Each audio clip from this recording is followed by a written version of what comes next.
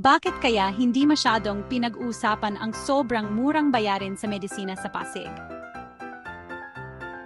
Para itong sikretong deal na naghihintay lang matuklasan. Ilalantad natin ang nakakagulat na presyo na hindi mo makikita kahit saan. Kaya, heto ang balita. Ang urinalysis sa Pasig ay 32 pesos lang kung nakatira ka sa lungsod.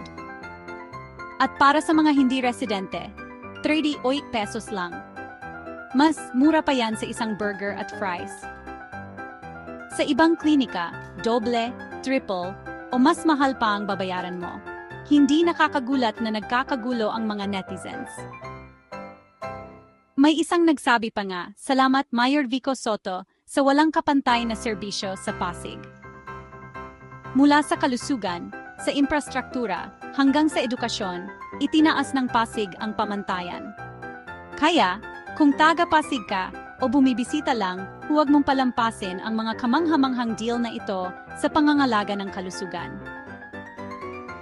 Pasasalamatan ka ng iyong wallet at ng iyong kalusugan.